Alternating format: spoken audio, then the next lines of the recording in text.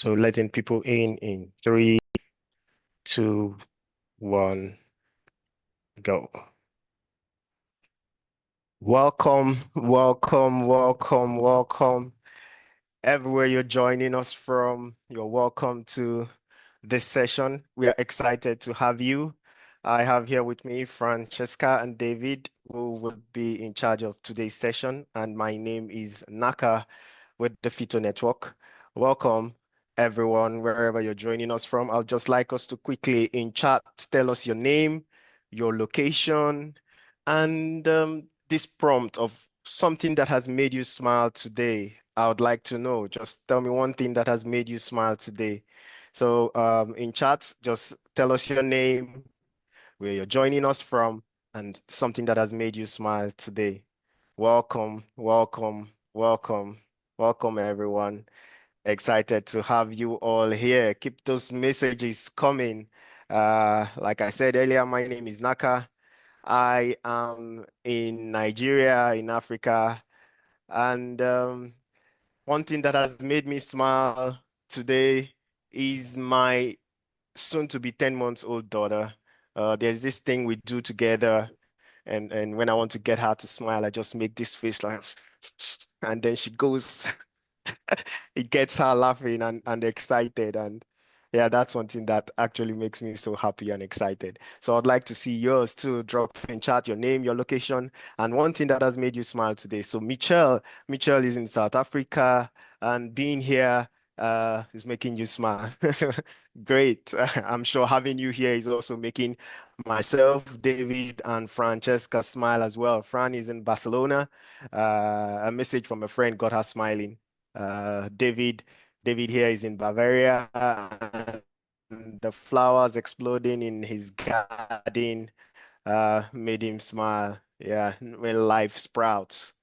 Amanda, you're in West Virginia, USA. The beautiful cloud is making you smile. Yeah, and then with the whole booze of the World Cup happening soon in the USA, I'm wondering how you guys are handling all of that. Welcome, welcome everyone. So excited to have you all join us this afternoon here in Nigeria. If you're joining us from other regions, it might be your morning, your day is just starting. For some others, your day is already rounding up in the evening, and for others, it's top of the afternoon to you. So wherever you're joining us from, great to have you.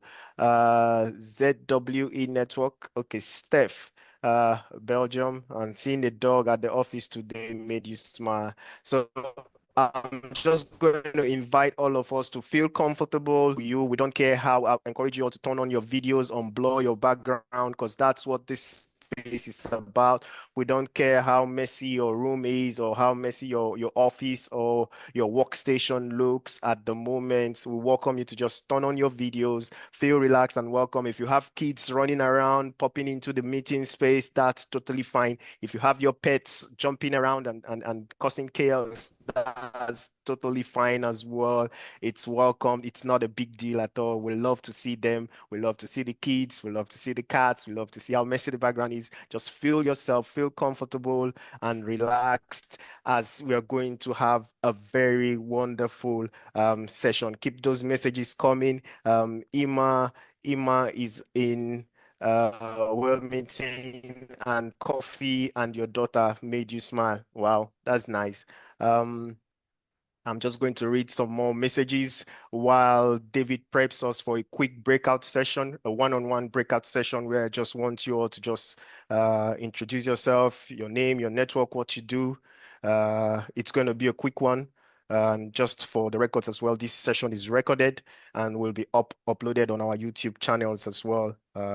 So I thought I should let you all know.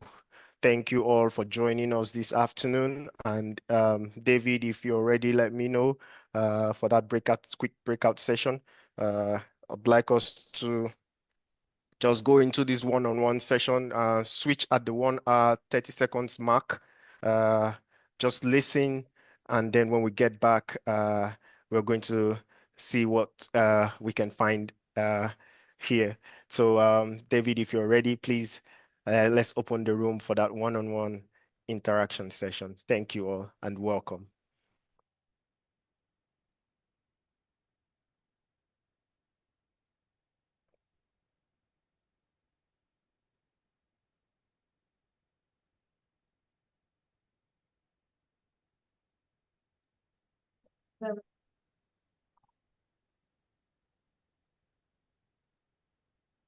Just to say, if you're not comfortable being in a breakout, also let us know. You can just sit back in the main room and we would have you entertain with some other things while others are in the breakout room. So if you're not comfortable being in a breakout room, maybe where you are at the moment, you can be in a breakout room, just let us know and we would not send you to a breakout.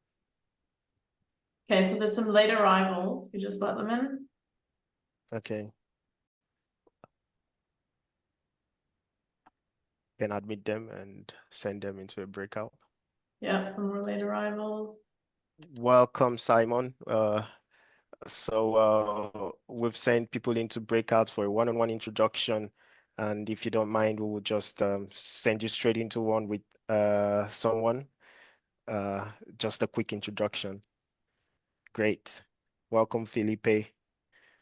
Welcome, Maju. Hi, how are you? Welcome. Hello, So we everyone. are in breakouts for a quick introduction round. So we'll just have you sent to one of the rooms.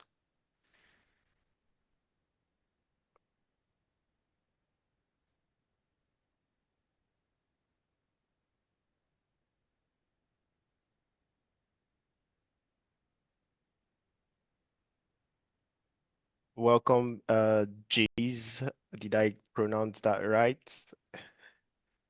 Yeah, guys. Well, okay, Jive. Welcome, Nick. We're just expecting people to get back from the breakout rooms in a few seconds. So you're welcome.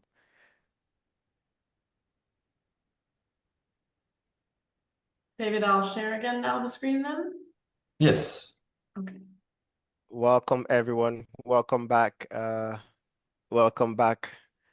Welcome back. I can see lots of smiles on the faces, meaning that you had very beautiful and wonderful breakout and introductions. So welcome back to the main room, and I'm just going to quickly, in few minutes, just uh, tell us a bit about the Fito Network Festival. And so the Network Festival is actually our yearly ritual at Fito Network where we gather network leaders, weavers, practitioners, and change makers uh, to just look at issues around networks and some exciting experimentation discussions. But in the middle of that, we center play and also build very great and unique connections with people. So we are very excited to have you all join us today. And like Susan Davis would say, if you want to change the world, you throw a better party. And this is Fito's way of doing that, of keeping and weaving the community together. So we invite you to just connect and while we try to imagine and rewire how change actually happens, a few of the FITO principles is that we have room for deep listening, which we encourage you all to do. Share your stories whenever you're prompted to, feel relaxed, embrace your failures because that's the way we learn, and just show up as you are. And so for this year, we had the way we do the festival. Instead of having standalone sessions, we decided to have tracks, and we centered topics around 6 tracks this year. As you can see on your screen, we have a track on tech, on mapping ripples, evaluating impact, collective organizing, which is one that you're in this for today. So we have a total of 3 sessions for each of these tracks, and this is the second session on collective organizing that will be handled by Francesca. And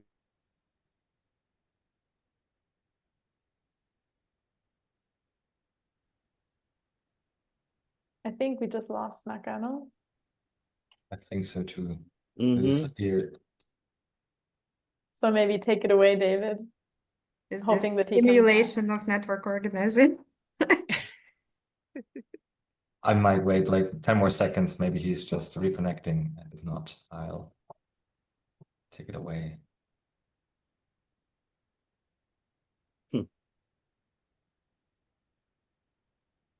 Actually, it's a good segue. Welcome to the session. No hierarchy here.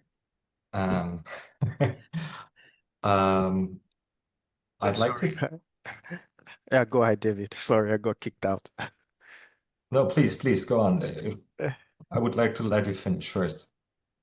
Okay, I was just saying that we have very exciting sessions and I'll drop them in chat. So yeah, please go on. I think I've already said almost everything I needed to say. So please, over to you, David and Francesca, please. Thank you so much, and thanks for the invitation, for having us again at the Networks Festival. Yeah, welcome everyone. We'd like to open this session with a question. Who in this room is working on or would like to work on distributing power? Please raise your hands. Okay. And who in this room finds that challenging? Please raise your hands. Okay. From what I can see, that's actually everybody, mostly everybody. Yeah. So it seems like, Francesca, we are in good company here because this is what the session is about. It's about acknowledging that power dynamics exist, whether we like it or not, whether we name them or not. And so in the next 90 minutes, yeah, we want to look at how we might consciously work with power dynamics in order to support collective organizing. There will be a short input by us around pitfalls, around challenges, and how possibly to address them. And there will be space to exchange together, to learn together as peers. What else for framing? Maybe if you could swap to the next slide, we could also share a bit around who this is, who is Fran and who is David. Would you like to do that, Francesca? Yes, happy to do that. Yeah, so I'm sure that some of us have bumped into each other before at past Networks festivals. Last year, we were quite a big partner together with our collective Greater Than. So that's maybe how you would have seen us before in the past. Greater Than and a couple other communities is also spaces where David and I, with many others, have been experimenting with all of this work for many years now. And as we just announced very freshly a few days ago, Greater Than's going through a conscious closing process, and Common Ground is the new space that David, I, and a few others that are here. Some of them are here in the room as well. I think I saw Anne and Ashish and Tim and Marco, I think. You can also just wave your hand for a moment if you want. Yeah, we're working together in Common Ground to continue this work. So that's sort of the fresh news to let you know that we're continuing to do this really with these two important elements to our work, which is on the one hand that we support other organizations, networks, communities, leaders with actually shifting how they work with power and money and also how we relate. And then on the other hand, that we're not just supporting others, but also really going into this experimentation, which we sort of call the post-growth organizing lab, which is where we try to, push the boundaries and work with other organizations that want to explore new terrain. So that's really what we want to also dive into here with you today, to also hear from your experiences with this work and see if what we've been observing and experiencing resonates. So I think anything to add on that, David, or should we dive into the question? I think we can dive right into the question before, some input from our side. I'm just opening a whiteboard that is inviting all of us to share around this question that you could briefly now see before Fran was closing the slides. The question is, 1 second, existing whiteboard. You should be able to see it now. Working with power in collectives, what challenges have you encountered? So the question here really is about your specific context. And as we have seen, all of us are having those challenges. And we are curious, what are those challenges for you? So let's take a couple of minutes individually. Feel free to pick a post-it, feel free to add new post-its, feel free to find another way to express yourself creatively around this question on this shared whiteboard. And we will take, 4.5 minutes to surface.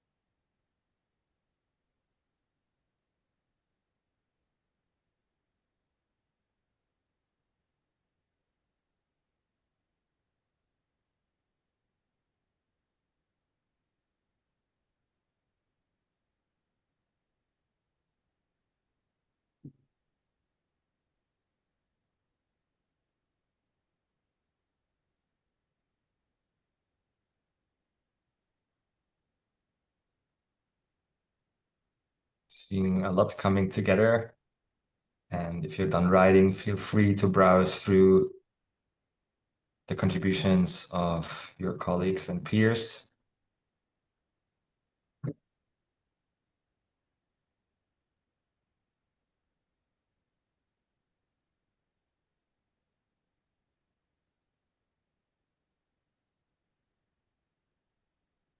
Things take too long to figure out. Ego and power. Finding a common language. Organizing roles. Values versus revenue. Some people's opinion matter more than others. Timeline, either urgent or takes too long to accomplish things. Acknowledging the space that financial power takes up in the group. Lack of clear agreements. Yeah. Thank you so much. Let's take a couple more seconds to finish our thoughts on the posters that we're writing currently.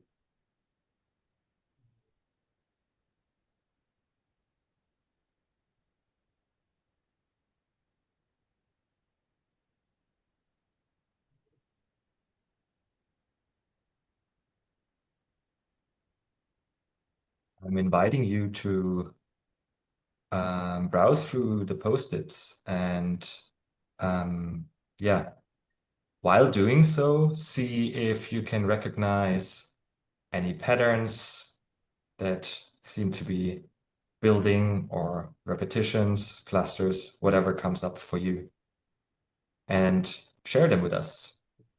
We're doing this popcorn style, so feel free to unmute and share with us if you find a pattern in this whiteboard that we're sharing here.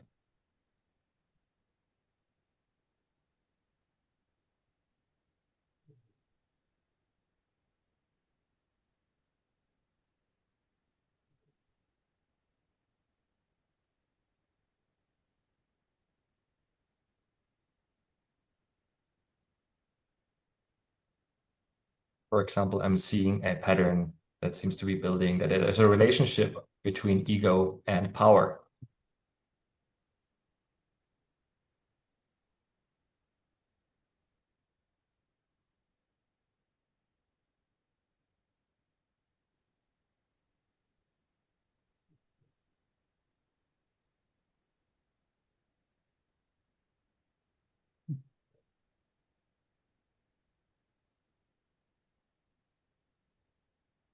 Are there any other patterns that you're seeing? Maybe one around when you're moving from what would have been hierarchy to now a collective, there's still these things that come with it, like who was the leader before or who had the power before, and how do you translate those power dynamics into what you're trying to create as this new space and what lingers still. Thank you, Katie. I hope I pronounced your name right. You did. Good job. I'm seeing a theme of how much work it is to work on making things transparent or explicit and then developing processes and solutions when everybody's already bogged down by things that need to get done or tight timelines or rumination of other things.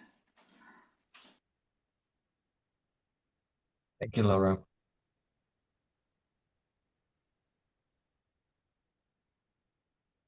I'm just wondering if anyone's going to freak out that I'm moving all the little sticky notes around into clusters, just as they started to read them, because I find it disconcerting. So far, I don't see anyone freaking out, Michelle. So thanks for helping us with the clusters.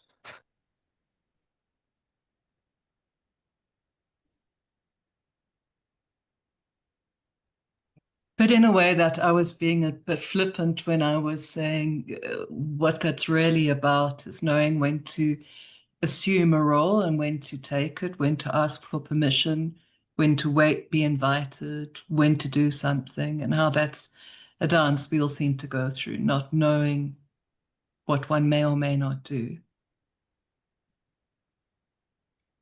Yes. Yeah. Thanks for sharing that insight pattern. Fran, I'm whispering out loud. Would you be ready to share like some input with us as prep for the conversations we're going to have after that? Yes, happy to go into that. I did just see a hand that just popped up, but maybe that was just sharing another insight. I don't know if we want to take a last one before we move on. Yeah, I was about to mention like the lack of clarity, whether it is goals or purpose or transparency, like lack of direction, I said. Yeah. Thank you, Felipe. Great. So then I think you need to close the whiteboard, or maybe then if I share my screen, then it automatically gets flipped. Yeah. Okay. Great. Okay, so we wanted to share some thoughts with you as well on this question of the challenges, and we wanted to first see what's already in the room, and it's great to see that there's a lot of the themes that come up that are very much resonating with what we've also been experiencing, and hopefully this will just be maybe a bit of a pulling out some key threads that you've already experienced and seen. And then I'm also going to talk about source principles, as we also mentioned in the description of this event, as a really interesting practice and model to work with to actually make explicit or work explicitly and consciously with power. So I'm just going to share my screen again for that. And in case you don't have it activated yet, the side-by-side view is always really good. So you can also see my face while I'm talking, not just the slides. So just briefly for context, these insights that we have come from working in our own self-organized collective for about the last, well, they come from a combination of a collective and then previously in like larger distributed communities. So about 15 years of working in different configurations around that, but then also supporting other groups and so seeing similar patterns in different types of contexts. So that's just to sort of get a bit of a situation of that. So I'm just gonna share a few of the top challenges that we've seen. So one of them is this idea that everyone is equal or must be seen as equal within the shared project. And this is something that often, for those of you who are familiar with spiral dynamics, this often pops up in the green realm. And it sort of conflates what on the one hand is equality in value as humans. So we all as humans are equal in our dignity, but that doesn't mean that we are equal in our contribution, in what we can contribute at a specific moment in time based on who we are, based on our skills, our gifts to a given project. And by sort of smoothing that out and saying, oh, well, we're all basically the same, we can all contribute the same things, or having that expectation, it makes it very, very hard to actually make explicit differences that are just going to be there, no matter what. So there's really this challenge of how do we embrace how we're all different? And I can really say that this has been something we felt a lot in our own groups, and that's been really uncomfortable to have to actually acknowledge those differences. Then we have a really common dynamic, which we call sort of the leadership vacuum. So rather than actually everybody stepping more into leadership, you have people sort of holding back, avoiding leadership or pushing it away. And this often is connected to, on the one hand, maybe very negative experiences with power, with like controlling power over, sort of, hierarchy as sort of like an enforcement of patriarchal dynamics, for instance. So if we've had experiences like that, that often leads to us then completely rejecting anything that has to do with that and sort of, trying to disassociate ourselves from that. And I think I saw a related posted also that sort of an anecdote that we often hear is things like, well, I can't step in and do something because, well, there's no managers, there's no bosses, so I can't just go in and do something or take this piece of work or Maybe even I can't just go share feedback with somebody because I'm just a peer. Like, why would I be allowed to do that, right? So that there's like there's no permission, there's a lack of permission to be able to actually step in and do these things. And so that really leads to actually the opposite of what we're trying to get. So instead of, as we say, being leaderful, you sort of end up being leaderless, and can get quite stuck also in mediocrity, because you're sort of trying to find something that everyone likes or agrees on, or yeah, you end up with sort of the like the smoothie mixing all the fruits that ends up being sort of like beige colored rather than like really bright colors, and like a nice fruit salad, right? And this can also then make evolution quite difficult, because obviously leadership also has to do with, yeah, choosing directions and taking risks, and that's often not something that everyone is going to agree on.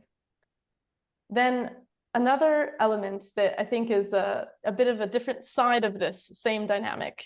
So on the one hand, we have no leadership at all, and then we have the hidden power structures, and that's something that also I saw many of you sharing about. There's a very famous essay that we always come back to again and again by a woman called Jo Friedman, where she talks about the tyranny of structurelessness. And that's basically this idea that if you remove structure, right, and let's say you remove the traditional hierarchy that's there, you need to replace it with something else. Because if you don't do that, then you just have these informal hierarchies and power structures that start getting, well, that just appear, basically. And then they basically control or run the system without that actually being explicit. So it's sort of like the shadow hierarchy that you then end up with. And so that's definitely one of the typical pitfalls when people try to transition to systems with more distributed authority and decision making, is that they end up in the tyranny of structurelessness. And sometimes, or in many cases, that actually leads to a worse situation than before, even if you were trying to move in a better direction. And there's another element here that I think I also saw some post-its about, which is that sometimes we end up creating sort of roles, or maybe like a kind of leadership group that is sort of fake, because it actually doesn't reflect where the real power sits. And so sometimes the wish to make a real participatory system, but without actually sensing into, well, who really actually naturally has power, which we'll say more about in a few minutes. Yeah, we end up with something that sort of is a bit meaningless, because it's just sort of on paper, maybe this group is supposed to have a certain set of decision-making rights, but actually that's not really what's happening. Do you hear me? I get my audio. Yes, we do. Still hear me okay like We this? hear you okay, yes. Yes, okay. So moving on, another really big implication or challenge of all this is wasting a lot of time and resources in conversations with the wrong people, sometimes doing what we would call like a fake participatory process. Obviously, we're big fans of participatory process, and we see a lot of great areas to use them. But there's also others where actually it's just maybe not the right fit. And maybe there is a certain person that already knows exactly what is needed or what actually they would like to do, or it's maybe a few people that need to figure it out.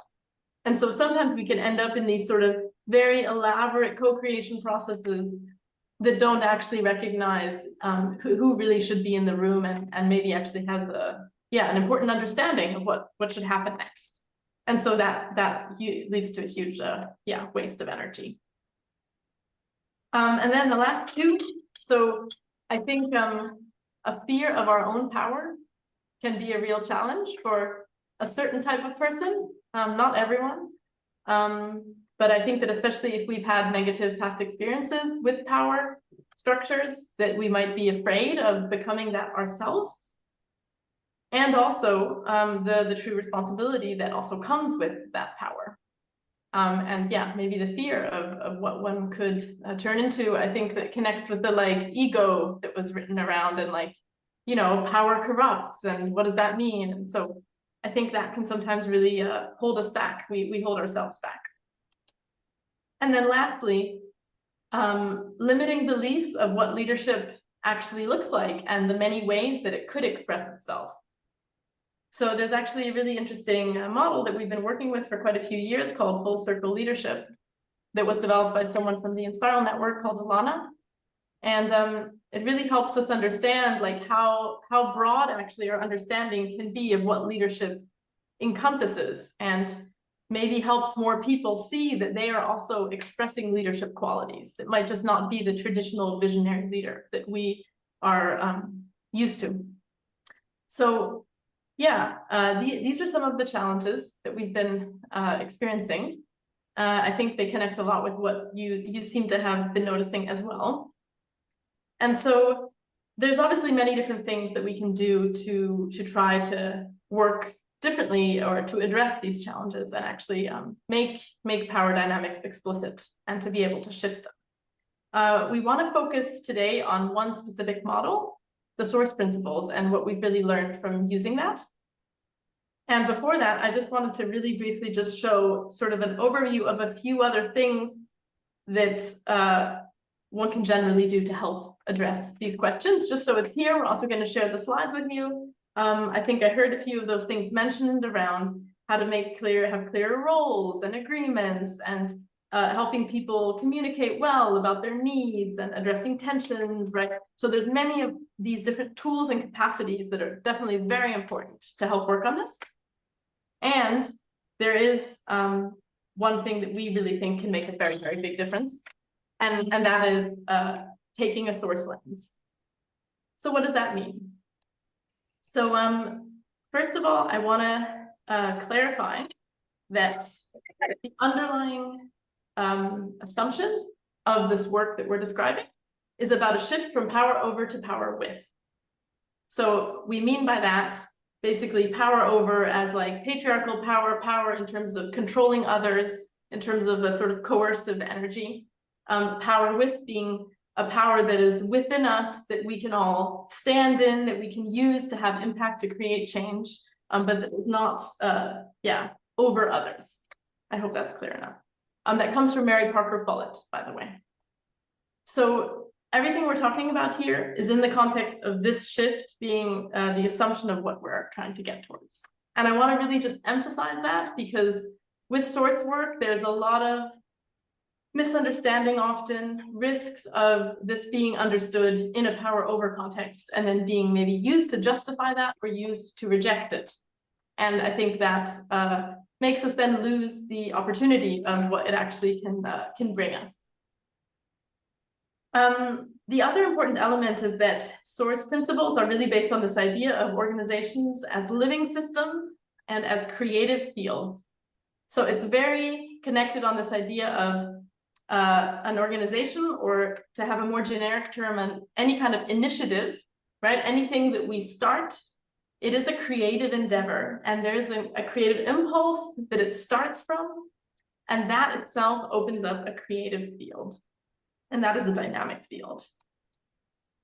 So, actually, before I jump ahead, the source principles were articulated by someone called Peter Koenig, and about 40 years ago is when this first emerged. He first came up with this way of expressing these principles that he discovered not through any kind of research that was like academic, but it was participatory action, like applied field research, looking at different initiatives, talking to founders, trying to understand why were some initiatives flowing and working really well, and why were others getting stuck and not surviving.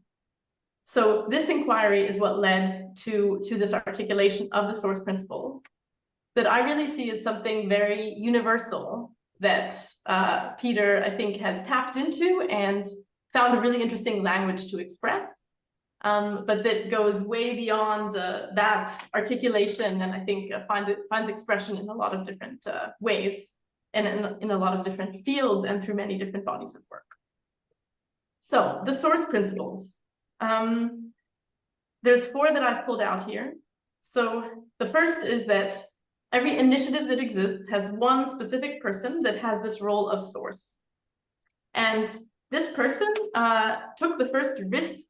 Could be a very small risk. It could just be having a conversation with another person or putting something out there to actually start an initiative. And that is what opens the creative field of that initiative. this source, because of having done that, having that like igniting spark that actually leads to the creation, they have a profound connection to the purpose of that initiative that is very unique in its quality, because they just like deeply inherently, like they feel the purpose in their body. And so their core values, in that way, they get sort of coded into its DNA of that initiative as it grows and changes and evolves. The source role is completely independent of any kind of formal ownership structures or, you know, hierarchies, organograms, anything like that. So you could have all kinds of initiatives where maybe the source is completely somewhere else, not in the organization at all, far away. There's all kinds of stories of this. But yeah, part of this work is to try to actually align those so that they're not completely at odds, but that the formal structure actually helps you recognize the source structure that is there. And the last principle is that source is not something that is static, in the sense that it can be passed from one person to another. And that's like a kind of succession process. And it means that the source is really it's a temporary guardian of an initiative, and that have really brought their values into what this is about and their purpose. And when they pass it on, what's interesting is that usually, you know, what the initiative does and how it looks like might change quite a lot, but it's usually the values, the part that actually stays the same, because that's just like this really sits at a very deep layer. So lastly, a few other things that are useful to know is that anyone can be a source, and we are all sources in different ways of, you know, smaller or larger initiatives in our private life, in our work life. Like if you take that lens, you can sort of see how all of us are sourcing things. Sourcing a very large field is a very specific type of endeavor, and that's maybe not something for everybody. And back to this, like, we're not all equal. Some people might be more in that kind of capacity to source those kind of larger fields. Lack of acknowledging this kind of natural order, and that's the word I'm going to use, with the risk that it potentially gets misinterpreted. But yeah, that could really lead to problems. And lastly, a really important thing for a source to do, especially when they're starting a creative field that they want to grow, to have a lot happening in it, is that they really need to attract others who want to join in and want to create their own creative fields within it. So that's how, as you can see in this image, you really end up with this cascade of sources and of creative fields, so that are like sitting inside of each other. And this is the thing that's really like such an extremely useful tool and key that we'll say more about in a minute, for you actually visualizing the power structure within your projects. So these source principles, they help make explicit this natural order, and field mapping, which is basically the process where you make these kind of circles, is something that actually helps us make that explicit. So this is something that I gotta say, like with the many different projects that I've tried this with, including ourselves, like in very little time, it reveals such interesting things to do creative field mapping as an exercise. And so basically the idea of what you do is that it's about visualizing how the vision of a project as a whole breaks down into different nested initiatives. And you try to basically think about who are the sources of all of those different pieces.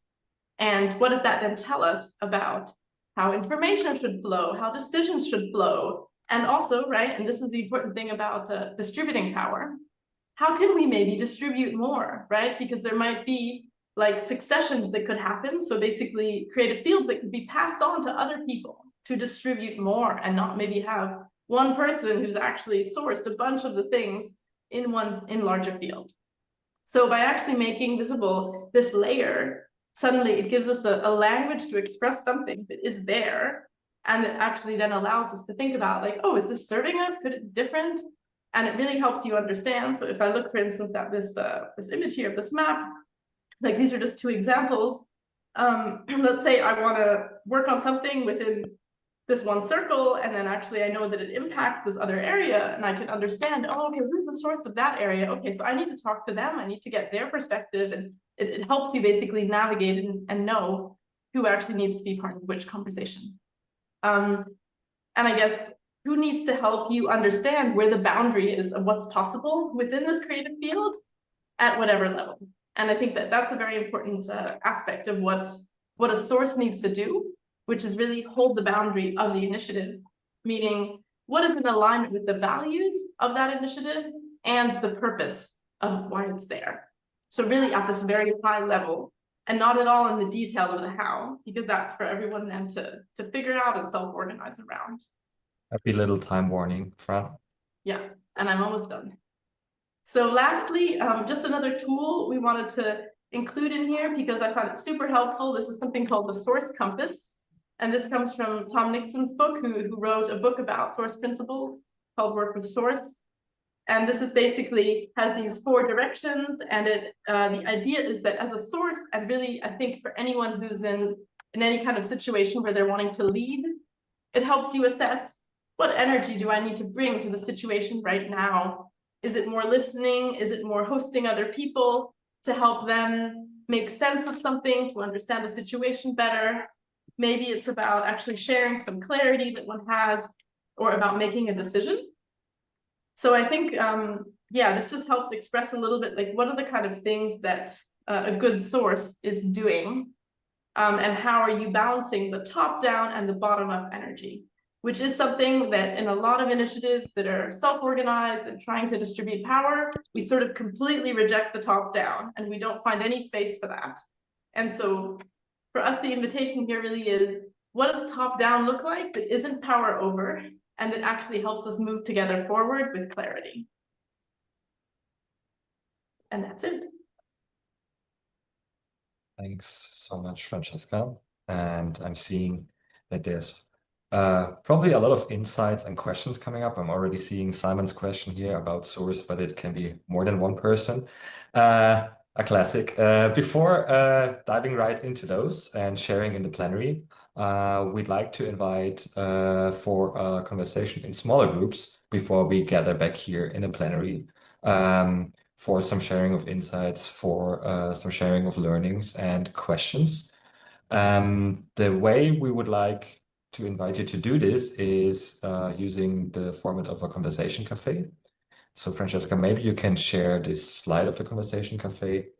You will find yourself in a minute in a breakout with 3 or 4 other people. And the idea is that you share in rounds. A round basically means that you share in a circle. Imagine you're sitting in a circle and you keep the same order for the 3 rounds. So one speaks after the other. And the invitation here is really to truly listen to each other. So not preparing what am I going to say as soon as the other person has stopped, but really listening for essence and for insight in what the other person has to share. And when it's your turn, share whatever is coming up for you. So in the first round, sharing what resonates after listening to what we just have shared here. And in the second round, to share around like what is resonating after I heard all the others now sharing in the previous round. And then in the third round, sharing around what are you bringing along from this reflection. Basically the previous 2 rounds. And this is then what we're also going to share about in the plenary. So you will have roughly, I need to check the timing where we are at, but roughly 20 to 25 minutes for that. And we will do some time notifications on the journey. So wishing you a fruitful, insightful, playful conversation, and see you back in the plenary in a bit.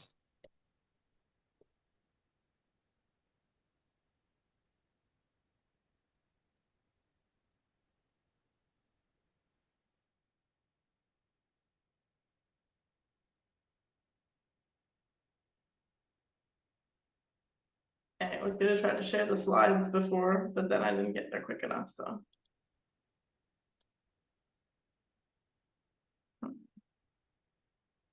Joanne is just going to redistribute some people.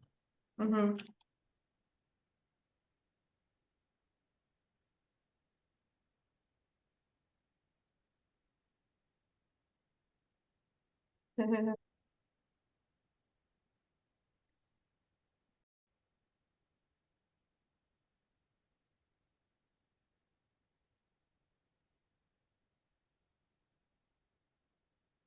So there's 4, there's 5, there's 4, there's 3, there's 3, there's 3, 4, 5, 4. Okay.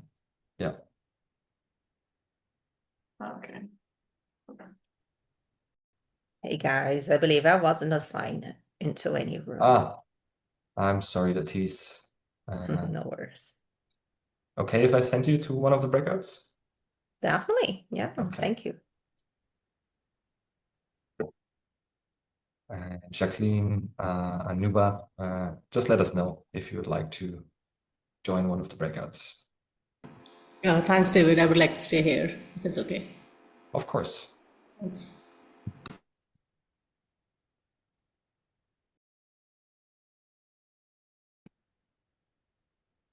Again. Jacqueline, would you like to join one of the breakouts? No, she said she's having a tech issue. Yeah, just sorry, I'm also joining late because I thought the session was at 11. I don't know if my microphone will. Yes, we can hear you well. Yeah, so I don't know how I would join a breakout room because it doesn't show up for me as an option. Yeah, because you joined, I think, a bit later, so you haven't been part of the assignment. So I could assign you now to a breakout if you want. Yeah, I think that would be okay. I'll try Okay. to participate the best I can.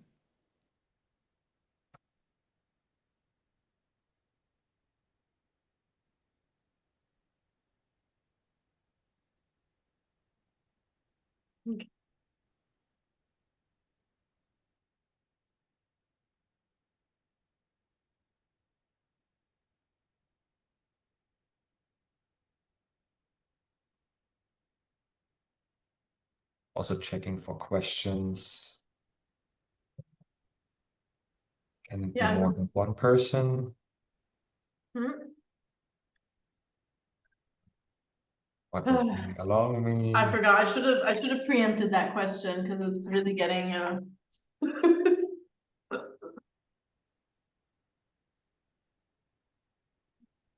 Yeah, Naka, I would say either we pause it or yeah. Good.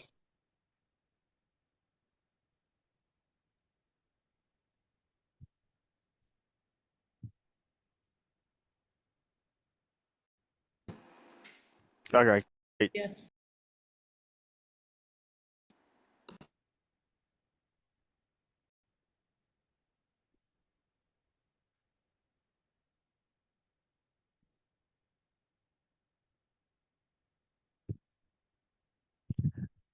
Hello, Camilla. Welcome. Hello, Camilla. Hello, Can you I hear had me? the time mixed up. That's Hi, fine. I can hear So you. Can you hear me?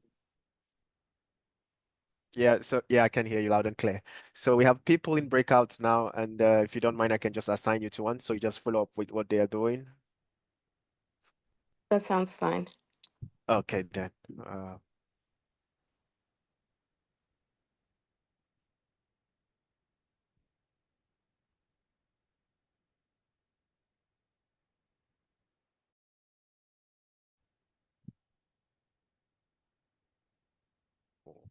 okay. Four.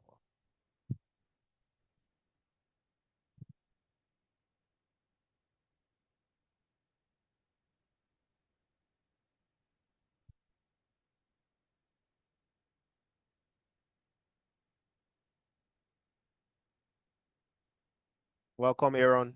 Welcome, Paulina. Hey there. How are you? Doing all right. Sorry I'm so late.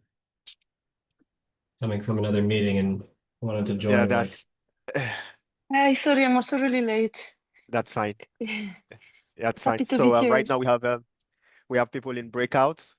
So I can just send you to one of the breakout rooms if you don't mind, and then you'll catch up with where we are at great. in there, if that's fine by you. Okay, good. Perfect. How about you, Paulina?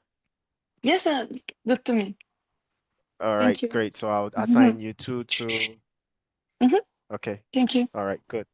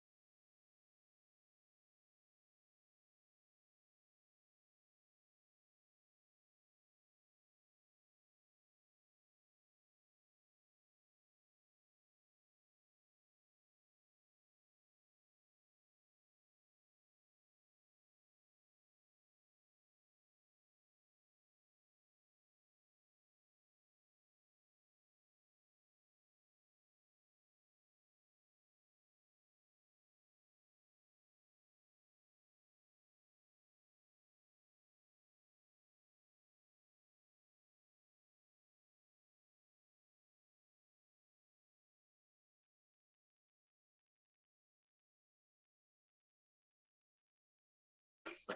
Yeah.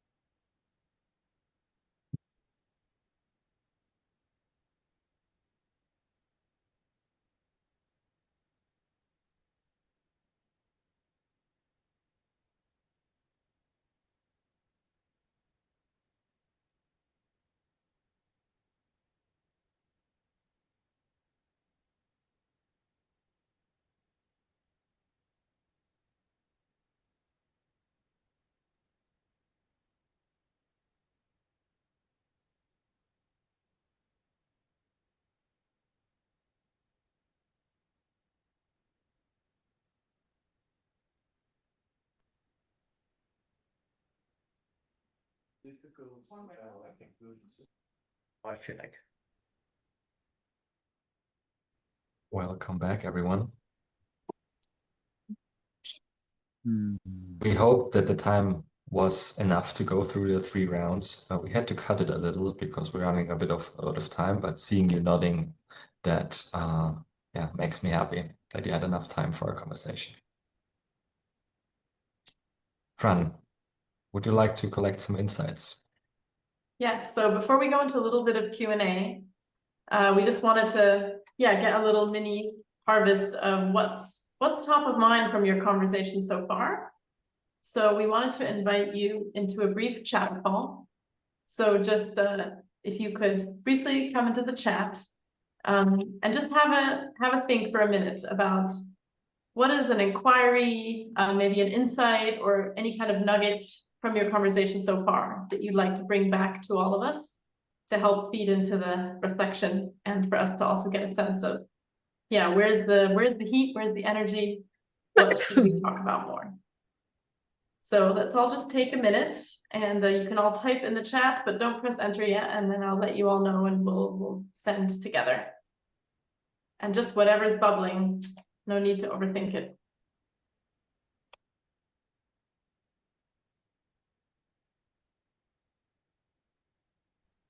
Just hold off a minute before sending.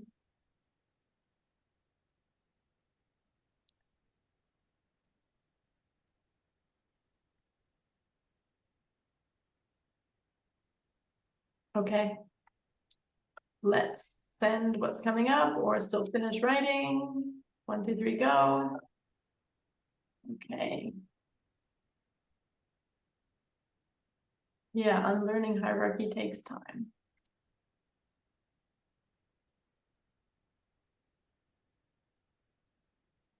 Yeah, it's not always clear who is the source, for sure.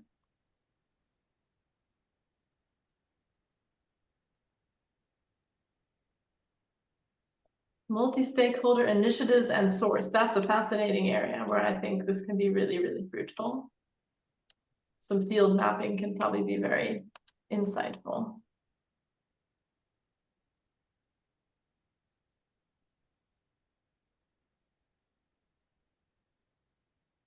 And I think this also quite connects to Simon's question, right? About can there be multiple sources? So yeah, thanks everyone for sharing. And we have about 8-ish minutes. Is that about right, David? To do a bit of Q&A. It's very short, we're aware. We're happy to stick around a little bit longer afterwards as well if people are curious. So yeah, we just want to make a bit of space now for what's on top in terms of questions that we could shed a bit more light on right now. And then we're super happy to also continue the conversation in various other channels. And maybe if anyone saw a good question that we could dive into in the chat, also just feel free to bring that to our attention. I'm also just going to browse through. And yeah, feel free to just jump in and unmute if you wanna share a question.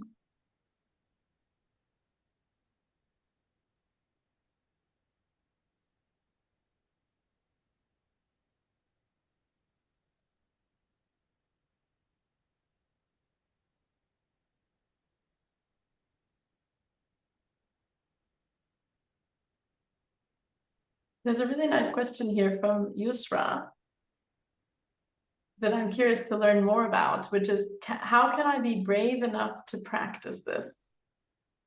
I'd really love to hear from Yusra if you're open to it. Of yeah, what's under that question? What is brave about this? Yeah, go ahead. Yeah, sure. Feel very lucky to be spotlighted in a huge group of people. But yeah, I guess in our group we talked a lot about how this is. We talked about various applications of this, obviously at a surface level, and then we were sort of agreeing that it's just a lot more deeper and more complex, obviously, and we all sort of need to spend a lot of time understanding more of it and thinking about how we could do the practice part of it. And I think someone in our group also talked about how it's a bit scary to think about you want to improve things, but you're scared about making things worse. So I think ultimately then in my head, the way it stuck with me was like, how can I be brave enough to sort of create the ripples and, sort of unlearn things, and because it's uncomfortable in the beginning or maybe throughout, I don't know. So I think for me, that was just my personal reflection or like a bit of a commitment to myself that, yeah, I would love to follow up on this. So how can I be brave enough to sort of imbibe more of this, I guess, in my work and my relationships? That's all. Thank you.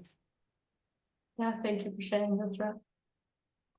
And yeah, I think that's definitely something we've seen that can really be helpful is having, I guess, seeing examples or others' lived experiences with things that like help us build more confidence and that like it's actually possible. Because I think we all have a lot of doubt about this work all the time. Like that's somehow part of it. And I guess like when you have those moments of doubt or you're needing to take a risk and it's like, oh, really? Like, is it really a good idea?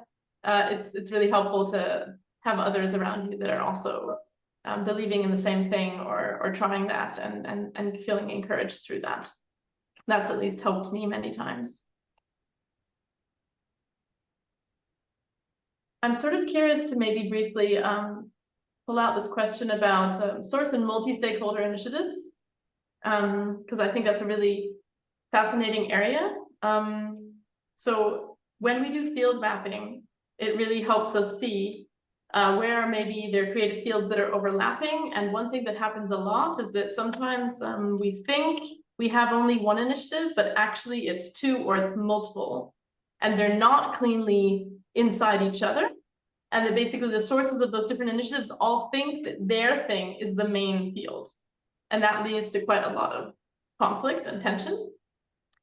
And so I think, yeah, in a multi-stakeholder initiative, like any other initiative, it's probably one person is the source of the idea to do the multi-stakeholder initiative, right? So that is a field in itself. But then within that, there's like, yeah, going to be a whole cascade of different parts that probably in this case, different organizations are holding. And so it's like there's a lot of layers because there's their own creative fields that are then influencing the whole thing. But I guess one of the things that we can usually see show up is that whoever the sources of the overall initiative, so that's also called the global source, their values and culture sort of creates like this undertone of the energy of the space of the culture. And so with a multi-stakeholder initiative, it's sometimes also interesting to look at, are we creating a new creative field, which is the multi-stakeholder thing? Or is it actually one organization inviting other organizations inside their field to do something there that's a project within their organization? And yeah, maybe this sounds like, oh, what's really the difference? Is it in one place or another? But yeah, from my own experience, it actually makes a very big difference in practice and how people live it. And I've had a lot of situations in my own projects where after a few years you draw the map and you're like, oh shoot, we actually think we're doing different things, and like it's not aligned. Especially for those of us who are, you know, working in all these different big communities that often have like lots of different fields within them. It can get very messy very quickly. And so yeah, doing the field mapping and looking from that lens can be really helpful. If I may add, Francesca, Yes. one question that we like to ask that might help us also like surfacing is who actually took the first risk? And the first risk can be something like sending out an invitational email. Hey, let's jump on a call, discuss this idea. But basically, who was that person who initiated that? That might help surfacing who is sourcing a specific initiative or creating a creative field for others to step into. Exactly. And I think that someone had also brought this question of yeah, how do we find the source, or it's not always clear. And it is often not clear. And in many cases, the person who's sort of out there, really visible, you know, maybe they're the CEO or the spokesperson, they're not always the source. They're often not, actually. So using those sort of external signals is not the only thing to look at. And what I found really helpful in doing this work is actually tapping a bit into the like detective persona, because it's really trying to like sense into the organization and see like what is this invisible structure that's there. And for instance, if you ask different people, like who are you asking for advice on things, and then suddenly by drawing those lines you see that everything points to a specific person that everyone is coming informally to ask advice for. That kind of thing can help you identify where the source is. But also a lot in just seeing how people are actually behaving and how they're interacting with each other and how communication flows. So yeah, I would say it's important to take time to really sit with that question and do some investigation in the field of who really is the source, and not just jump to the first person that comes to mind, because it's not always the right one. I think this is the signal from David that we need to keep moving. Slowly, yes. Yes. So yeah, any other really burning question that someone wants to jump in on now, or otherwise we can also stay on a few minutes longer and discuss, or gladly in other spaces.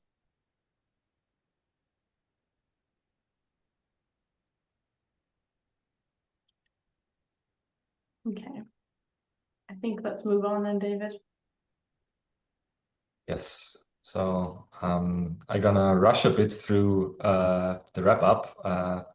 Please excuse us. As Francesca shared, we're gonna be here, stick around for a couple more minutes in case you want to ask clarifying questions or want to have more information about this. Yeah, we shared quite a lot about field mapping. So this is an exercise that we highly recommend. And this is something that you can not only do for an organization, but also it might be useful to get familiar with the tool to do this for yourself. Looking at what are you actually sourcing and where are you contributing to other people's creative fields. And here's a outline how to create a creative field map for an initiative, for an organization, community, network. And I think our colleague Tim already shared the link in the chat. Fieldmapping.org is a great resource to dive deeper into that. Using the tool Maptio. What's next? I think there has been a question as well in like how to dive deeper around all of this and learn to apply those sorts of things. Feel free to connect with us. I think in the slide deck there is the links. Is there links? Yes, that's links to Francesca's and mine LinkedIn profile. Common Ground also has a fresh Substack that we just opened, I think, 2 days ago publicly. Feel free to subscribe to read a bit around our field notes, what we're learning and experiencing, inquiring around in the field. Feel free to connect with us on LinkedIn.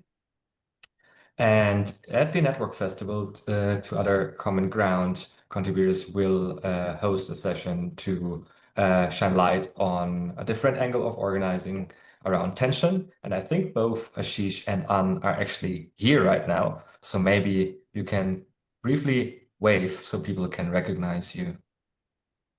I'm seeing Anne and not sure whether I'm seeing Ashish. Thinking you had to leave. Yes, there he is. Yeah.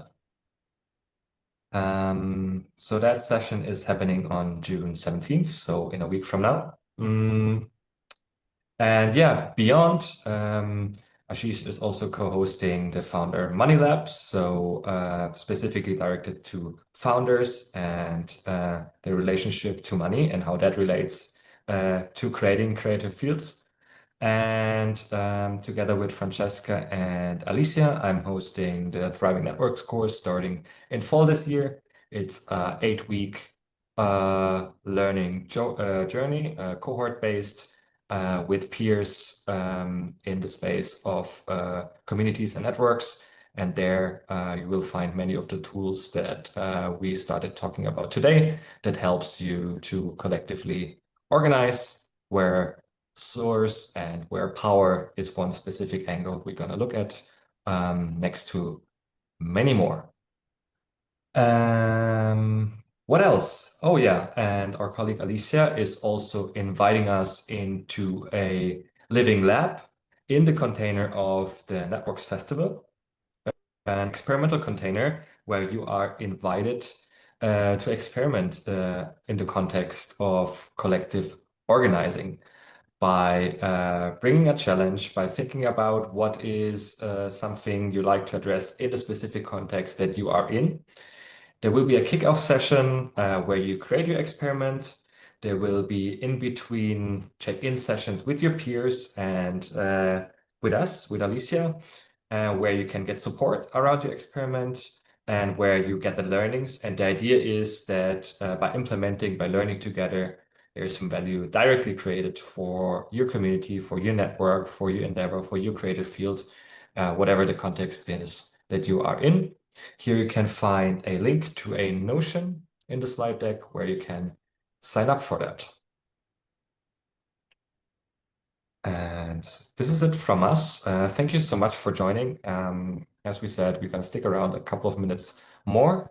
And I think I should be handing back to you, Anaka, for the closing. Thank you so much, David and Fran, for such an insightful session that has left a lot of people with so much questions. I can see them popping up in chat. And so like David and Fran has mentioned, we're going to still leave the room open for a little bit more in case you still have one or two questions or things you might want to talk about. You feel very free to stick around.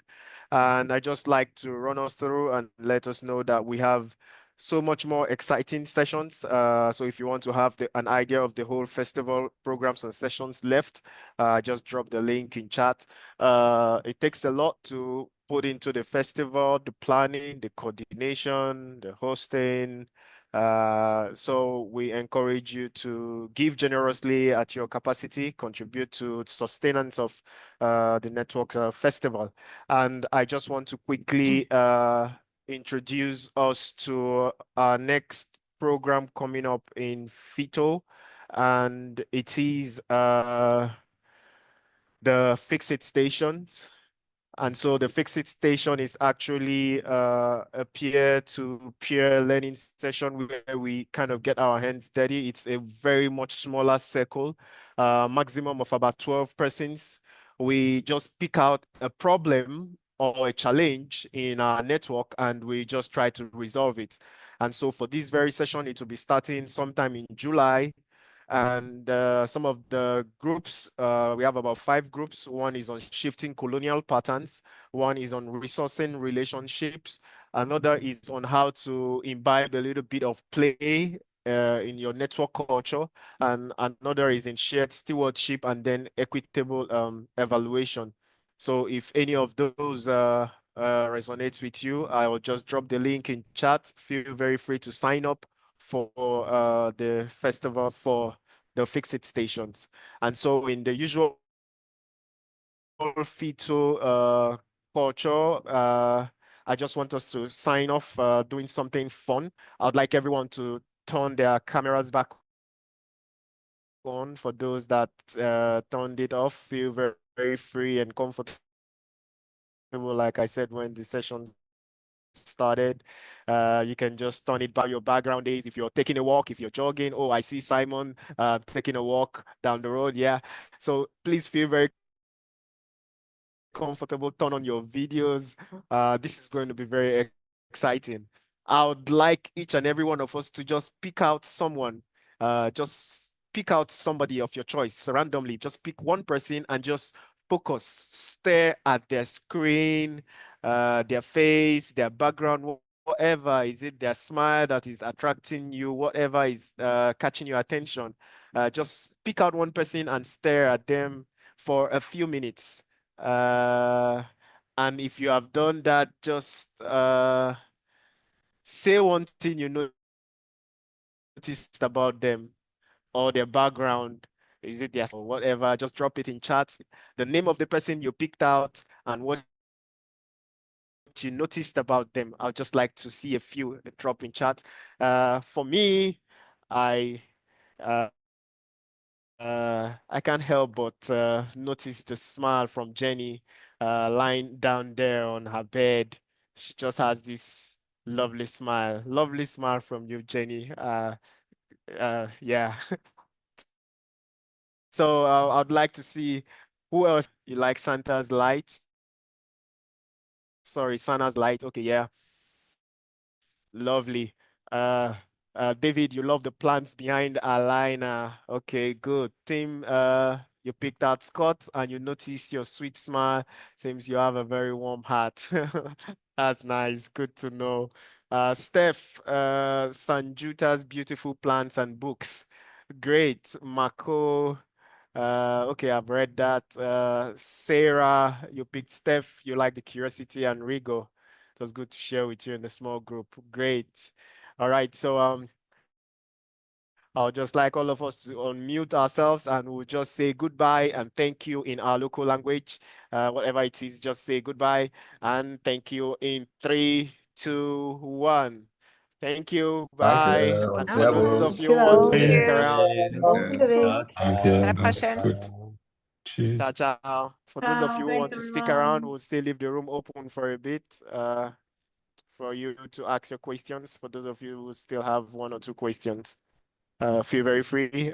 David and Francesca are right here to answer you.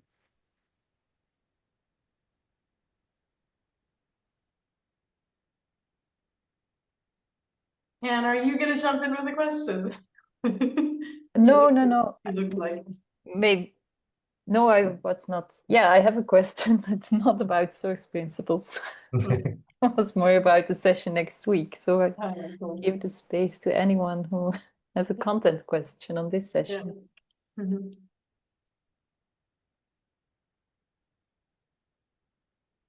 Any questions from those of you still here? Yeah, I got one. So I was thinking about accountability and from this framework, like I really love like this approach from like an organic systems view. And at the same time, I was thinking like, how does accountability like gets established, if it's possible even so? And then like right now, like I am like associating it with like how accountability works like in living organisms, like in fungi or plants also, you know. But yeah, that's with the analogy of like the living systems, I was thinking how accountability actually works in the practice. Yeah. Any thoughts for you, David, on that, or should I? Many. So one maybe specifically is tied to clarity. And I think when we talk about sourcing and creative fields, that actually helps to get clear on accountability, because we have actually quite clear which field are we actually in, and whose field is it, so to say, and who is basically, yeah, in that field with various roles. I think this is one element to it. And I was just trying to think around accountability in living systems. I have no idea about mycelia and how they handle accountability, but I know that ravens, for example, they are quite clear about accountability, because if someone is basically misusing, for example, shared goods of a group of ravens, or if they are failing to meet their accountability, they will be excluded from the pack, so to say. So this bird won't be trusted anymore. So it's a bit of a peer control, so to say, within that circle of ravens. That's just an anecdote that came to mind when thinking about nature metaphors. I'm curious to hear from you, Fran, about this.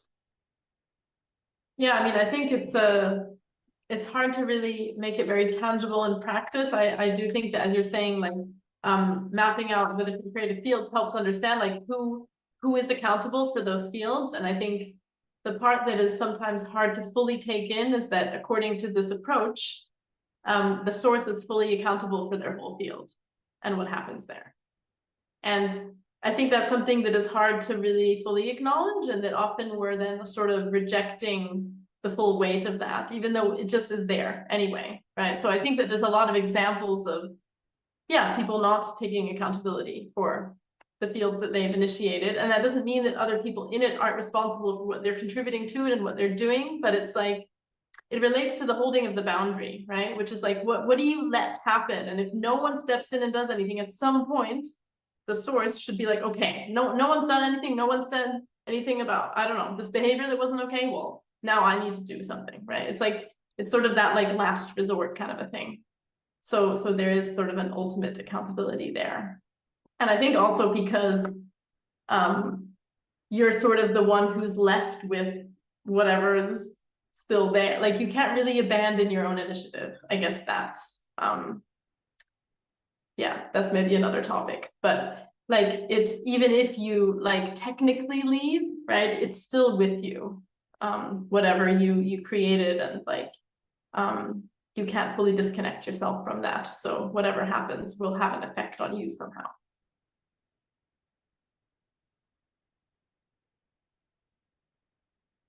Thank you so much. Yeah, that idea of like whatever you have started, like a source, it's always going to be there with you, like because unless of you that. pass it on consciously. Yeah, exactly. yeah. Or like actually close it and like close the creative field of like, this is done and it's now like I'm pulling my energy out of that, or it's no longer going there and it's actually closed, right?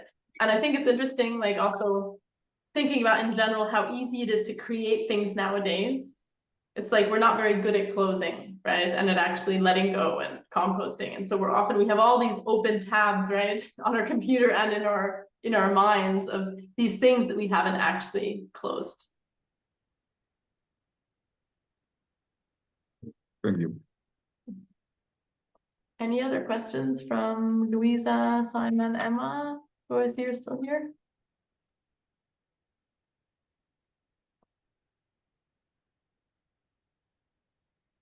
Just wanted to say thank you for the workshop. Thanks. Thank you for joining. Simon has a question, I think. I'm still a bit wondering about my can there be two sources question. If you want to elaborate a bit on that, or how you have seen that being handled. Really depends who you ask, Simon. I think Francesca and others have a very strong opinion on that. That can only be one, like the Highlander. But maybe, Fran, you want to elaborate on that? Yeah, so I mean, I think that in our ecosystem, this is like always the first question that comes up, and it's like dismay, but like it must be possible to do it together.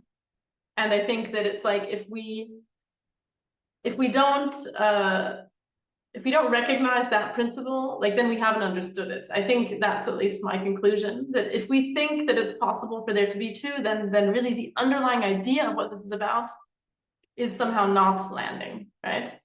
I think that source principles is not saying that there's many other extremely important people that are making things happen, that are also, that there's like, without the other people, the initiative probably wouldn't even take place at all, right? That they're not extremely important, but that they have different roles. They're different. They're not the same, right? And so, especially when it comes to starting initiatives, there's, you know, often like a sort of a co-founder duo. There's often two people that work together very closely, and that's a very specific constellation that I've seen many, many times, and I've been on either sides of those, where basically you have the source and then you have what you can call the helper, or there's different words to describe it, but it's a very specific type of helper. And it's someone who actually is helping channel, translate, and manifest the vision. Because in many cases, or most of the time, the source can't really even articulate in words properly what it is that they're trying to bring out. And so they need this other person to really work super closely together. It's almost like the sort of, yeah, it's very like fusionnaire is the word in French. It's like somehow they're like very connected. Symbiosis. Huh? A symbiosis. Exactly. And so that's why often in many cases, it's actually that second person that's very visible, and they're maybe communicating the vision. So often we think they're the source, but they're not. They're actually the person working with the source. And yeah, I think somehow often there's this feeling, I guess, that I sense from others, that if there's only one source, that somehow it devalues others. But I think that, yeah, that's actually the thing that we need to recognize, is that there are differences in these roles and what we actually need.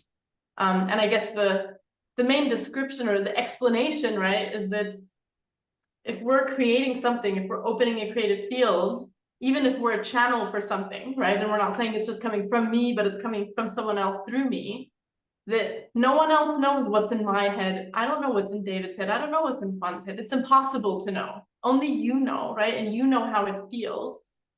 And so therefore, when you're sourcing something, like only you have that deepest connection with it.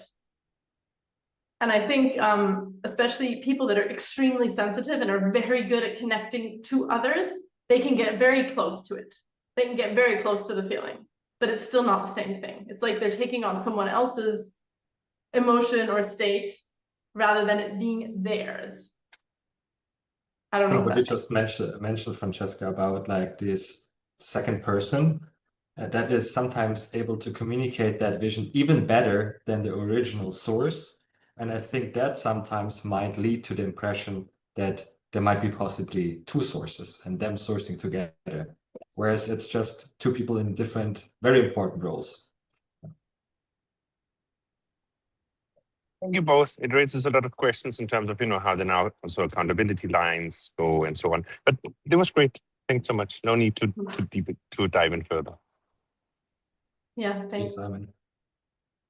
Thank you. Thank you so much. Thanks all. Thanks for joining. Yeah, thanks for hanging around. Thank you. Bye-bye. Ciao. Yeah. Ciao. And is your question for us or for the Oh, future?